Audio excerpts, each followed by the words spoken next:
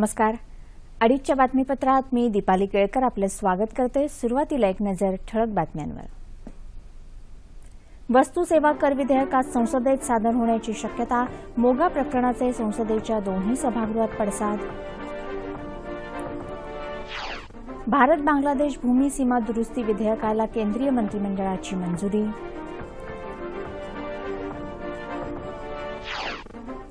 पंतप्रधान नरेंद्र मोदी येत्या 14 ते 19 मे दरम्यान चीन, मंगोलिया आणि दक्षिण कोरिया या देशांच्या भेटीवर. सांगली जिल्ह्यातल्या कवठे एकंद गावात झालेल्या स्फोटात आतापर्यंत 11 जण मृत्युमुखी. आणि जर्मनीतल्या हॅनोव्हर इथल्या आंतरराष्ट्रीय नेमबाजी स्पर्धेत भारताची 3 सुवर्ण आणि 2 कांस्य पदकाची कमाई. आणि आता सविस्तर वृत्त.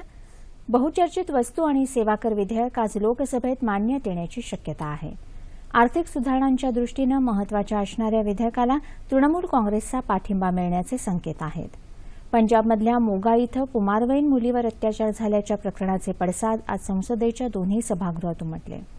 लोकसभेत काँग्रेस खासदार कॅप्टन अमरिंदर सिंग यांनी हा मुद्दा उपस्थित करत पंजाबमधल्या प्रकाशसिंह बादल यांच्या नेतृत्वाखालील सरकारवर ताशेरे ओढले आणि या संदर्भात चर्चेची मागणी केली. यामुळे गदारोळ झाल्यामुळे लोकसभा अध्यक्ष सुमित्रा महाजन यांनी कामकाज दुपारी 2 वाजेपर्यंत स्थगित केलं. त्यापूर्वी आज लोकसभेत कामकाज सुरू होताच तेलंगणा राज्यात वेगळं उच्च न्यायालय स्थापन करावं ही मागणी करत तेलंगण राष्ट्र समितीच्या सदस्यांनी गदारोळ केला. त्यामुळे कामकाज 2दा तहकूब झालं. या मुद्द्यावर बोलताना कायदा मंत्री सदानंद गौडा यांनी या मागणीवर सरकार विचार करत असून सध्या हा प्रश्न न्यायप्रविष्ट असल्याचं सांगितलं. राज्यसभेतही मोगा प्रकरणावरून प्रचंड गदारोळ झाला. काँग्रेसच्या अंबिका सोनी यांनी हा मुद्दा उपस्थित करून पंजाबमधील कायदा आणि सुव्यवस्था बिघडल्याचा आरोप केला. डावे पक्ष आणि बहुजन समाज पक्षानंही काँग्रेसला पाठिंबा देत या प्रकरणाचा निषेध करत पंजाबमध्ये राष्ट्रपती राजवट लागू करा अशी मागणी केली. या प्रकरणी चर्चेची मागणी करत झालेल्या गोंधळामुळे राज्यसभेचं कामकाज 2दा तहकूब करावं लागलं. केंद्रीय मंत्रिमंडळानं आज 119व्या घटना दुरुस्ती विधेयकाला मंजुरी दिली. हे विधेयक भारत बांगलादेश सीमा भूभाग कराराशी संबंधित आहे. या कायद्यामुळे उभय देशांमधील सीमा निश्चिती आणि जमीन हस्तांतरणाला मान्यता मिळेल. पश्चिम बंगाल, मेघालय आणि त्रिपुरा ही भारतातली राज्य आणि बांगलादेश दरम्यान हा सीमावाद आहे. जवळपास 50,000 लोक या भूभागात राहतात. या कायद्यामुळे या लोकांना वास्तव्यासंदर्भात निर्णय घ्यायचा पर्याय उपलब्ध होईल.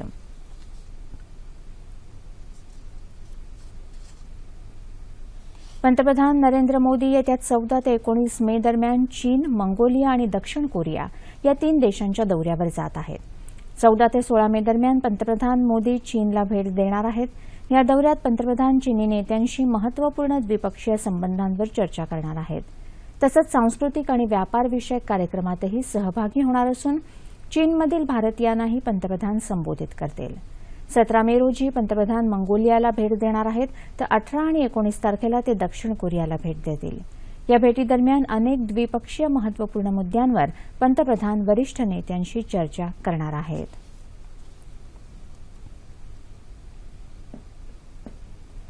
ग्रामीण भागात पायाभूत सुविधा तसंच जलसिंचन प्रकल्पामध्ये गुंतवणुकीला प्रोत्साहन देणाऱ्या विविध आर्थिक सुधारणा सरकारनं केल्या आहेत. त्यामुळे देशाचा विकासदर 9 ते 10% वाढू शकेल असं प्रतिपादन केंद्रीय अर्थमंत्री अरुण जेटली यांनी आज केलं. एका परदेशी वृत्तवाहिनीला दिलेल्या मुलाखतीत ते बोलत होते. आशियाई विकास बँकेच्या वार्षिक सभेला उपस्थित राहण्यासाठी जेटली अझरबैजानला गेले आहेत. सत्तेवर आल्यानंतर पहिल्याच वर्षात इतक्या व्यापक प्रमाणावर आर्थिक सुधारणा देशाच्या इतिहासात पहिल्यांदाच राबवल्या गेल्या. त्याचे चांगले परिणाम आता नजीकच्या भविष्यात दिसायला लागतील. कोणत्याही प्रकल्पाच्या उभारणीसाठी आवश्यक असलेले पर्यावरणविषयक परवाने तातडीनं मिळू शकतील अशी ग्वाहीही जेटली यांनी यावेळी दिली. राज्यातल्या नक्षलग्रस्त भागात सेवा करणाऱ्या पोलिसांना 3 वर्षांचं विशेष पॅकेज देण्याची योजना शासनाच्या विचाराधीन असल्याची माहिती गृहराज्यमंत्री राम शिंदे यांनी दिली आहे. गडचिरोली आणि चंद्रपूर जिल्ह्यांच्या दौऱ्यानंतर ते काल नागपूर इथं पत्रकारांशी बोलत होते. राज्यात पोलिसांचा धाक आणि कायद्याचा वचक निर्माण करण्याचा शासनाचा प्रयत्न असून कायदा आणि सुव्यवस्था सुस्थापित करून जनतेचं रक्षण करण्यासाठी शासन प्रयत्नशील असल्याचं त्यांनी सांगितलं. मुंबईतल्या वाकोला पोलीस स्टेशनमधल्या गोळीकांडाची तसंच नागपूर कारागृहातून पळून गेलेल्या 5 कैद्यांच्या प्रकरणाची सखोल चौकशी करून दोषींवर कडक कारवाई करण्यात येईल असं शिंदे यावेळी म्हणाले. गडचिरोली आणि चंद्रपूर जिल्ह्यातले 7 तालुके महाराष्ट्रासोबतच आंध्र आणि तेलंगणमध्येही गणले जातात. त्या 7 तालुक्यातली 14 गावं महाराष्ट्रात गणण्यात यावीत या सर्वोच्च न्यायालयाच्या आदेशानंतरही परिस्थितीत बदल झालेला नाही याची कल्पना मुख्यमंत्र्यांना देऊन प्रसंगी केंद्रीय गृहमंत्री राजनाथ सिंग यांचीही मदत घेऊ अशी ग्वाही राम शिंदे यांनी यावेळी दिली. डॉ. बाबासाहेब आंबेडकरांचं लंडन इथलं वास्तव्य असलेलं घर सामाजिक न्याय विभाग, महाराष्ट्र राज्य आणि राज्य सरकारतर्फे विकत घेण्याची प्रक्रिया पूर्ण झाली असून येत्या 15 मेपर्यंत घर ताब्यात येणार असल्याची माहिती सामाजिक न्याय राज्यमंत्री दिलीप कांबळे यांनी काल पुण्यात पत्रकार परिषदेत दिली.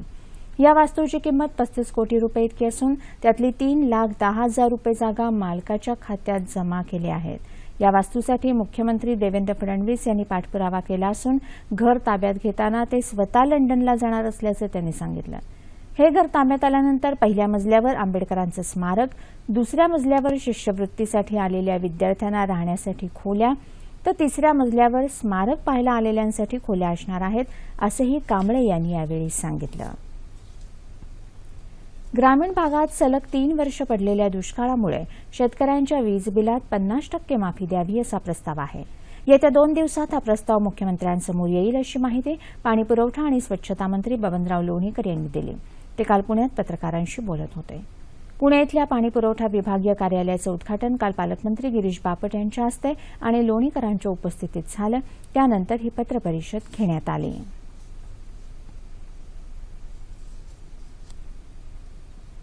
शेतमजूर, शेतकरी आणि ग्रामस्थांनी शासनाच्या विविध योजनांचा लाभ घेऊन आपला आर्थिक आणि सामाजिक विकास साधावा असं आवाहन खासदार सुभाष भामरे यांनी केलं आहे. मनरेगाच्या 1 दिवस मजुरासोबत या संकल्पनेअंतर्गत धुळे जिल्ह्यातल्या गोंदूर इथं काल भामरे यांच्या हस्ते ग्राम रोजगार दिन कार्यक्रमाचं उद्घाटन झालं. त्यावेळी ते बोलत होते. मनरेगामध्ये महत्त्वपूर्ण बदल करण्यात आले असून यापुढे मजुरांना जॉब कार्ड, आरोग्य कार्ड, आधार कार्ड, पशुधनाची तपासणी, शिधापत्रिका, उत्पन्नाचा दाखला, डोळ्यांची तपासणी, 7/12 उतारा एकाच ठिकाणी उपलब्ध होण्यासाठी शासनानं चांगलं पाऊल उचललं आहे असं भामरे म्हणाले.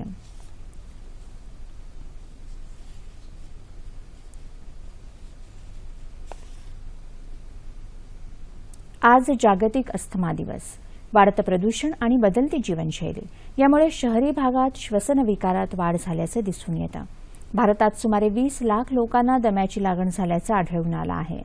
वाढत्या प्रदूषणामुळे लहान मुलांच्या फुफ्फुसाची कार्यक्षमता कमी होत असल्याचं आढळून येत आहे.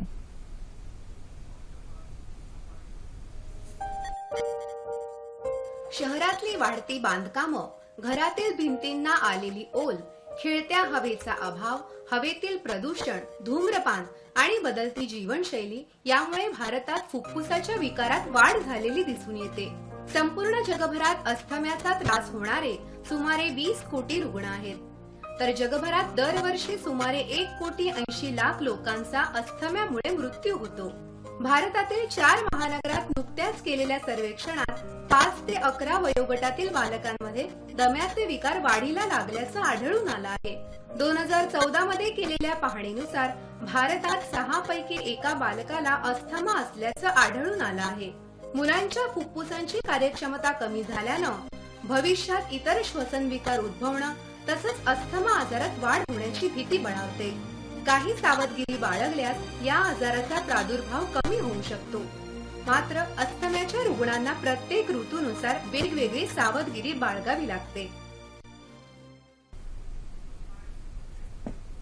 आज जागतिक अस्थमा दिवस. बदलत्या जीवनशैलीमुळे अस्थमाचा प्रादुर्भाव वाढत चालला आहे.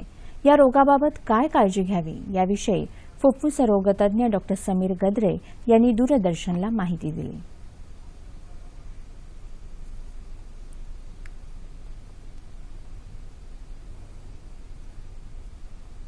अस्थमा म्हणजे केवळ दम लागणं एवढंच नाही, तर वारंवार खोकला येत राहणं हे सुद्धा एक अस्थमाचं लक्षण असू शकतं. अगदी लहान मुलांपासून म्हणजे 6 महिन्याच्या मुलांपासून ते अगदी 90तल्या व्यक्तीपर्यंत कोणालाही अस्थमाचा त्रास होऊ शकतो. वारंवार येणारा खोकला किंवा हवा बदलताना लागणारा दम किंवा छातीतनं शिट्टी वाजल्यासारखा येणारा आवाज, काही मुलांमध्ये तर व्यायामाच्या वेळेला किंवा खेळतानाच येणारा खोकला हे सुद्धा अस्थमाचं लक्षण असू शकतं. बऱ्याच वेळेला ह्या अस्थमाची सुरुवात ही वारंवार होणाऱ्या सर्दीने पण झालेली असते. डोळ्यात आजार झाल्यानंतर आपण ड्रॉप्स घालतो किंवा त्वचेवर आजार झाल्यानंतर मलम लावतो किंवा पावडर लावतो. त्याचप्रमाणे अस्थमाचा आजार हा फुफ्फुसामध्ये असल्यामुळे ते औषध फुफ्फुसातच पोचणं हे खूप महत्वाचं आहे. बरेच वेळेला स्टिरॉइड बद्दलच्या गैरसमजुतीमुळे लोक एकदा बरं वाटायला लागलं की ते इनहेलर्स बंद करून टाकतात. पण तसं न करता डॉक्टरांच्या सल्ल्याने ते हळूहळू कमी करून बंद करता येतात, ज्यायोगे अस्थमाचा त्रास पूर्णपणे आपल्या आटोक्यात राहतो. अस्थमाने आपल्या आयुष्यावर काबू करण्यापेक्षा आपण अस्थमावर काबू करणं महत्वाचं आहे, जे योग्य रोगनिदानाद्वारे तज्ज्ञांच्या मार्गदर्शनाखाली इनहेलरच्या औषधांचा वापर करून सहज शक्य आहे. रस्त्यावरील अपघातापासून लहान मुलांचा बचाव कशा पद्धतीनं करता येईल याविषयी एससीसी सिमेंट कंपनीच्या वतीनं कालपासून जनजागृती मोहीम हाती घेतली आहे. या संदर्भात 10 मेपर्यंत सुरक्षा सप्ताह पाळण्यात येणार आहे. रस्त्यावरील अपघात कशा पद्धतीनं टाळता येऊ शकतात याविषयी 10 ते 14 वयोगटातील मुलांना माहिती दिली. तसंच त्यांना चिन्हांची भाषा समजावून सांगितली. या सप्ताहामध्ये घोषवाक्यलेखन, प्रश्नमंजुषा, भित्तीपत्रकं तयार करणं अशा विविध स्पर्धांचं आयोजन केलं जाणार आहे. रस्त्यांवरील अपघातांचं प्रमाण कमी होण्यासाठी जनजागृती मोहिमेमध्ये सर्व जनतेनं सहभागी व्हावं असं आवाहन मुंबईच्या वाहतूक पोलिसांनीही केलं आहे.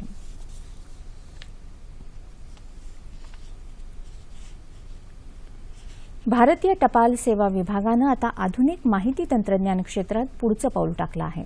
एटीएम, डेबिट कार्ड या सेवा बँकांपुरत्याच मर्यादित राहिल्या नसून टपाल विभागानंही आता स्वतःचं एटीएम सेंटर सुरू केलं आहे. पुण्यातल्या मुख्य टपाल कार्यालयात हे सेंटर सुरू करण्यात आलं असून टपाल खात्याच्या पुणे विभागाच्या निदेशक सुमिता अयोध्या यांच्या हस्ते आज या सेंटरचं उद्घाटन करण्यात आलं. पुणे शहरात शिवाजीनगर इथं, पिंपरी चिंचवड, पंढरपूर, फलटण, सोलापूर, सातारा, कराड आणि अहमदनगर अशा 60 ठिकाणी एटीएम सेंटर सुरू केले जाणार आहेत. तसंच पुणे शहरातील 3 मुख्य टपाल कार्यालयं बँकिंग सेवेअंतर्गत जोडली जाणार आहेत, अशी माहिती सुमिता अयोध्या यांनी दिली.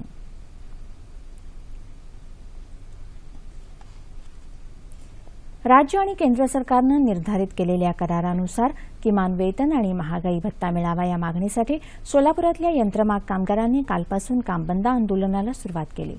महाराष्ट्र नवनिर्माण कामगार सेनेच्या पुढाकारानं एमआयडीसीतून कामगार आयुक्त कार्यालयावर मोर्चा काढण्यात आला आणि आपल्या मागण्यांचं निवेदन कामगार आयुक्तांना दिलं. यंत्रमाग कामगारांना दरमहा 10,100 रुपये किमान वेतन देण्याचे निर्देश असले तरी कामगारांना अजूनही रोजंदारीवर काम करावं लागत आहे. सरकारच्या निर्देशानुसार वेतन आणि महागाई भत्ता मिळावा यासाठी कामगारांनी कामबंद आंदोलन सुरू केलं आहे.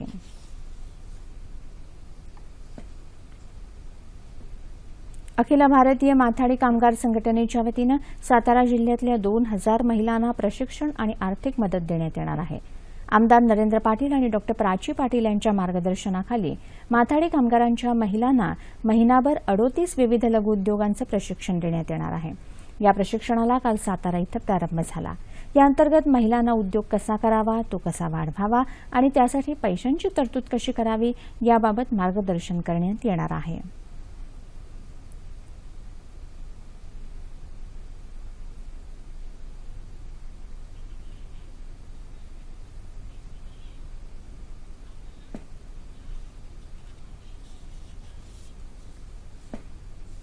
या महिलांना उद्योग कसा निवडावा, उद्योग कसा करावा, उद्योग करत असताना आपले आर्थिक प्रश्न कसे सोडवायचे आणि उद्योगातून मिळणाऱ्या नफ्याचं नियोजन कसं करायचं याच्यासाठी आज आम्ही हसत खेळत कार्यशाळा घेत आहोत. पण त्यांनी आम्हाला चांगलं प्रशिक्षण देत आहेत की त्यांनी असं नाही केलेलं शिकलेल्याच महिलांसाठी अगदी वृद्ध, वयोवृद्ध, अशिक्षित महिलांना देखील काहीतरी काम करता येईल. त्यांच्या हाताला म्हणजे काम मिळाल्यामुळे त्यांची आर्थिक उन्नती होईल या दृष्टिकोनातून त्यांनी चांगले म्हणजे त्यांनाही समजतील असेही उद्योग दिलेत. महाराष्ट्रात एमआयएम सारख्या पक्षांमुळे काँग्रेस पक्षाला मिळणाऱ्या मुस्लिम मतदारांच्या टक्केवारीत घट झाल्याच्या पार्श्वभूमीवर काल मुंबईत प्रदेश काँग्रेसच्या अल्पसंख्याक विभागाची बैठक झाली. प्रदेशाध्यक्ष अशोक चव्हाण आणि राज्याचे प्रभारी मोहन प्रकाश या बैठकीला उपस्थित होते. अल्पसंख्याक समाजाला काँग्रेसकडे पुन्हा कसं वळवता येईल या संदर्भात या बैठकीत चर्चा झाली। गोवंश हत्याबंदी आणि मुस्लिम आरक्षण रद्द करण्याबाबतच्या राज्य सरकारच्या निर्णयावर या बैठकीत टीका करण्यात आली। वसई विरार, कोल्हापूर, गोंदिया आणि भंडारा नगरपालिकांच्या आगामी निवडणुकांबाबतही या बैठकीत चर्चा झाली। 14 बोगदे, 21 पूल आणि त्यातही जगातलं 8वं आश्चर्य ठरणारा जगातला सर्वात उंच पूल अशा वैशिष्ट्यांसह कोकण रेल्वे जम्मू काश्मीरमध्ये रेल्वे मार्ग उभारत आहे। या अत्यंत कठीण कामगिरीचे प्रत्यक्ष साक्षीदार होण्यासाठी रेल्वेमंत्री सुरेश प्रभू यांच्या सूचनेनुसार कोकण रेल्वेनं कोकण आणि गोव्यामधील पत्रकारांचा विशेष पाहणी दौरा जम्मू इथं आयोजित केला होता। दूरदर्शन प्रतिनिधी विजय गावकर यांनी हा दौरा करून घेतलेला प्रकल्पाचा आढावा।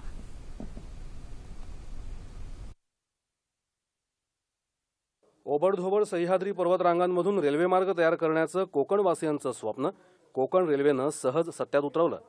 भौगोलिक परिस्थितीवर लिलया मात करण्याची कोकण रेल्वेची क्षमता पारखूनच जम्मू काश्मीरच्या खडतर दऱ्याखोऱ्यातून रेल्वेमार्ग उभारण्याची जबाबदारी भारत सरकारनं कोकण रेल्वेवर डिसेंबर 2002 मध्ये सोपवली। उधमपूर, श्रीनगर, बारामुला रेल लिंक परियोजना जम्मू काश्मीरच्या विकासासाठी हाती घेण्यात आली। यातील बनिहाल ते बारामुला आणि उधमपूर ते कटरा हा मार्ग तयार आहे। यातील कटरा या आधुनिक रेल्वे स्थानकाचं पंतप्रधान नरेंद्र मोदी यांच्या हस्ते काही महिन्यांपूर्वी उद्घाटन करण्यात आलं। या मार्गावरील मध्येच असलेल्या कटरा ते धरम ह्या अत्यंत कठीण आणि दुर्गम भागात रेल्वेमार्ग टाकण्याची जबाबदारी कोकण रेल्वेवर देण्यात आली आहे। हे काम आव्हान स्वीकारण्यासाठी खरं म्हणजे इकडनं वाहतुकीची ने-आण करण्यासाठी देखील माल वाहतूक ने-आण करण्यासाठी देखील इथे साधनं उपलब्ध नसताना कोकण रेल्वेने मिलिटरीमधनं त्यांचे हेलिकॉप्टर्स वगैरे घेऊन त्यांच्या सहाय्याने मालाची आपण ने-आण करतो। इकडच्या लोकांना त्यामुळे नोकरीची संधी मिळाली। इकडे येण्यासाठी पायवाट नव्हती तर रस्ते बनवून आपण हे रस्ते जे आहेत आम्ही एक कॉर्पोरेट सोशल रिस्पॉन्सिबिलिटी म्हणून या राज्याला आम्ही ते रस्ते बहाल केलेले आहेत। या योजनेतील सर्वात महत्त्वाचा असलेल्या चिनाब नदीवरील पुलाचं बांधकाम सध्या सुरू झालं आहे। नदी तळापासून या पुलाची उंची 359 मीटर एवढी असणार आहे। 72 मीटर उंचीचा कुतुब मिनार आणि 324 मीटर उंचीचा फ्रान्सचा आयफेल टॉवर ह्या पुलासमोर खुजे वाटणार आहेत।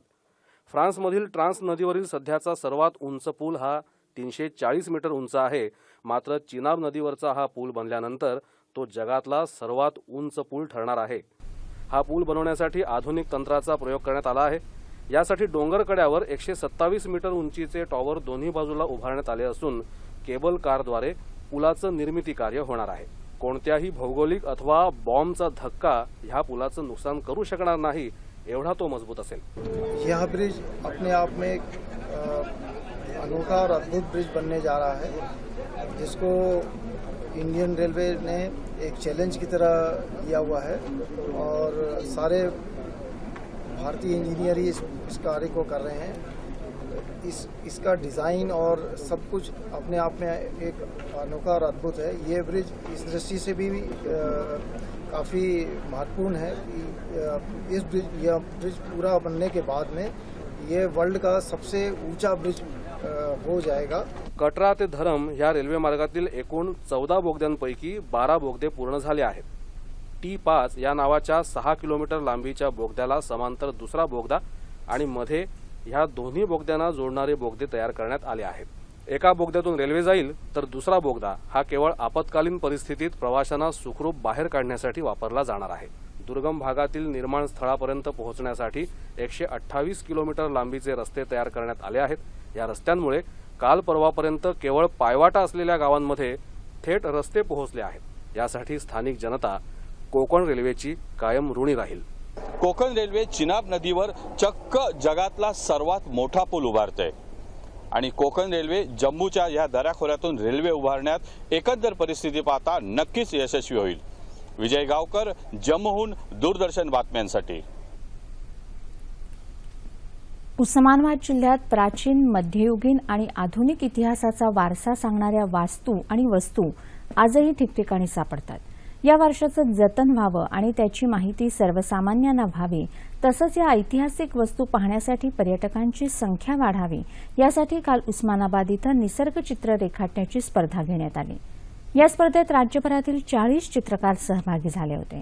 या स्पर्धेत उस्मानाबाद आणि तुळजापूर परिसरातील प्रमुख स्थळांची निसर्गचित्र काढण्यात आली. श्री शिवशंभू युवा प्रतिष्ठान आणि कला अर्पित आर्ट फाउंडेशन यांनी या स्पर्धेचं आयोजन केलं होतं.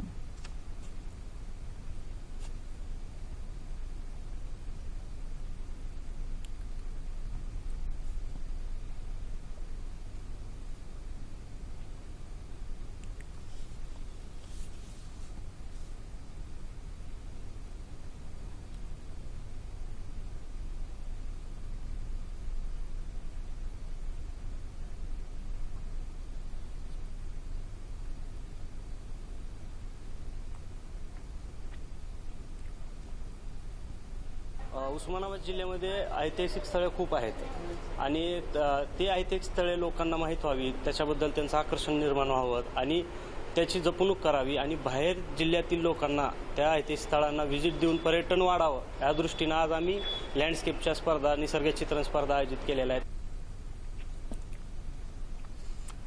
मुंबई शेअर बाजार निर्देशांकात आज सकाळच्या सत्रात 113 अंकांची वाढ झाली. बांधकाम क्षेत्र, माहिती तंत्रज्ञान, आरोग्य सेवा, तेल आणि भूगर्भ वायू, मोटार वाहन उद्योग तसंच गृहोपयोगी वस्तू क्षेत्रातील कंपन्यांचे समभाग वधारल्यानं निर्देशांकात वाढ झाली. राष्ट्रीय शेअर बाजाराच्या निफ्टी निर्देशांकातही 12 अंकांची वाढ झाली. आशियाई बाजार तसंच अमेरिकी शेअर बाजारातही काल उत्साहाचं वातावरण होतं. डॉलरच्या तुलनेत रुपया मात्र 14 पैशांनी घसरला. सकाळच्या सत्रात प्रति डॉलर 63 रुपये 56 पैसे असा विनिमय दर होता. सांगली तासगाव रस्त्यावरील कवठे एकंद गावाजवळ असलेल्या शोभेची दारू तयार करणाऱ्या इगल कारखान्यात काल संध्याकाळी झालेल्या स्फोटात मृत्यू पावलेल्या कामगारांची संख्या आता 11 झाली आहे. मृतांपैकी 6 कामगार जागीच ठार झाले होते तर गंभीर जखमी झालेल्या 5 जणांचा उपचारादरम्यान मृत्यू झाला.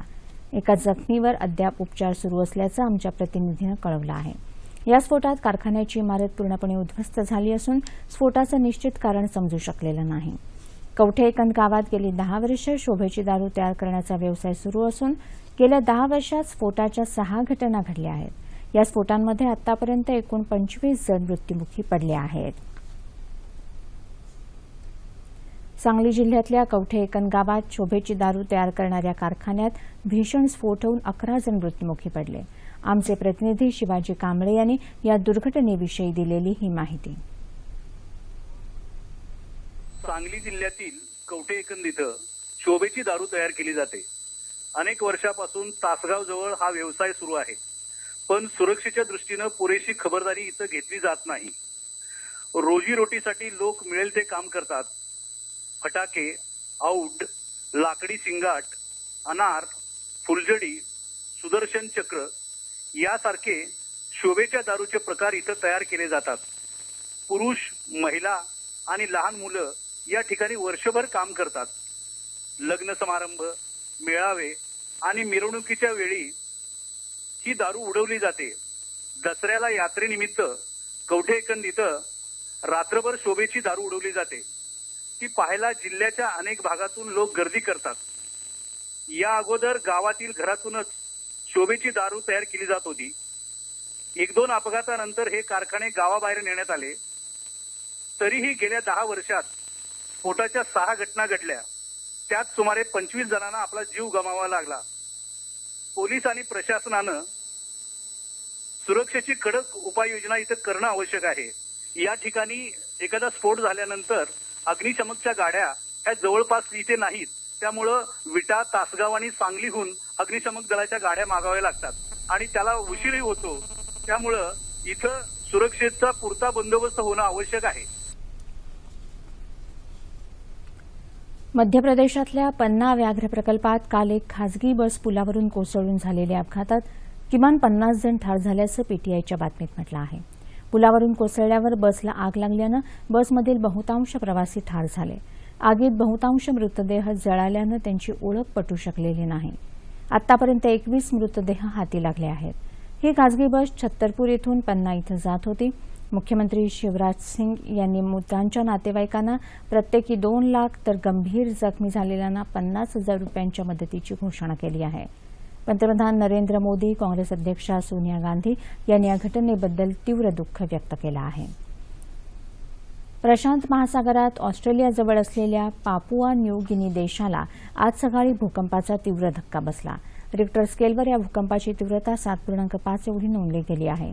या भूकंपामुळे प्रशांत महासागरात 300 किलोमीटर भागात त्सुनामी येण्याचा इशारा देण्यात आला आहे. मात्र या भूकंपामुळे कोणतीही हानी झाल्याचे वृत्त अद्याप हाती आलेलं नाही. आणि आता क्रीडावृत्त. जर्मनीतल्या हॅनोव्हर इथं झालेल्या आंतरराष्ट्रीय नेमबाजी स्पर्धेत भारतीय नेमबाजांनी 3 सुवर्ण आणि 2 कांस्य पदकांची कमाई केली आहे. बीजिंग ऑलिम्पिक स्पर्धेतील सुवर्णपदक विजेता अभिनव बिंद्रा यानं पुरुषांच्या 10 मीटर एअर रायफल स्पर्धेत वैयक्तिक आणि सांघिक स्पर्धेत सुवर्णपदक पटकावलं. नवोदित नेमबाज चैन सिंग यानं पुरुषांच्या 50 मीटर रायफल ब्रोंझ स्पर्धेत सुवर्णपदक पटकावलं.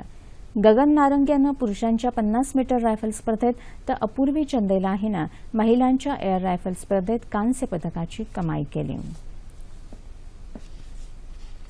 राज्यभर तापमानाचा पारा चढत असताना नांदेड शहरासह संपूर्ण जिल्ह्यात काल संध्याकाळी वादळी वाऱ्यासह अवकाळी पावसानं थैमान घातलं. जिल्ह्यातल्या बहुतांश भागातील वीजपुरवठा खंडित झाला. अनेक ठिकाणी झाडं उन्मळून पडल्याच्या घटना घडल्या. महिन्याभरापूर्वी झालेल्या पावसामुळे शेतकऱ्यांच्या रब्बी पिकांचे आंबा, केळी अशा फळांचं नुकसान झालं होतं. तसंच जनावरांच्या चाऱ्याचंही नुकसान झालं होतं. कालच्या या पावसामुळे शेतात वाळत घातलेल्या हळदीचं मोठं नुकसान झालं आहे. अनेक ठिकाणी घरांचे पत्रे उडून गेल्याच्या घटना घडल्या. हदगाव तालुक्यात 60 वर्ष वयाच्या महिलेचा वीज अंगावर पडून मृत्यू झाला, असं आमचे प्रतिनिधी भारत होकर्णे यांनी कळवलं आहे. उस्मानाबाद आणि हिंगोली जिल्ह्यातही अवकाळी पाऊस झाल्याचं वृत्त आहे. उस्मानाबादमध्ये वीज अंगावर पडून एक व्यक्ती मृत पावली तर 2 जण जखमी झाले. येत्या 24 तासात मराठवाडा आणि विदर्भात तुरळक ठिकाणी पाऊस पडण्याची शक्यता असून कोकण आणि मध्य महाराष्ट्रात हवामान कोरडं राहील असा अंदाज हवामान विभागानं वर्तवला आहे. आणि शेवटी ठळक बातम्या पुन्हा एकदा. वस्तू सेवा कर विधेयक आज संसदेत सादर होण्याची शक्यता. मोगा प्रकरणाचे संसदेच्या दोन्ही सभागृहात पडसाद. भारत बांगलादेश भूमी सीमा दुरुस्ती विधेयकाला केंद्रीय मंत्रिमंडळाची मंजुरी. पंतप्रधान नरेंद्र मोदी येत्या 14 ते 19 मे दरम्यान चीन, मंगोलिया आणि दक्षिण कोरिया या देशांच्या भेटीवर. सांगली जिल्ह्यातल्या कवठे एकंद गावात झालेल्या स्फोटात आतापर्यंत 11 जण मृत्युमुखी. आणि जर्मनीतल्या हॅनोव्हर इथल्या आंतरराष्ट्रीय नेमबाजी स्पर्धेत भारताची 3 सुवर्ण आणि 2 कांस्य पदकांची कमाई. याबरोबरच हे बातमीपत्र संपलं. पुन्हा भेटूया संध्याकाळी 5 वाजता सह्याद्री वाहिनीवर. नमस्कार.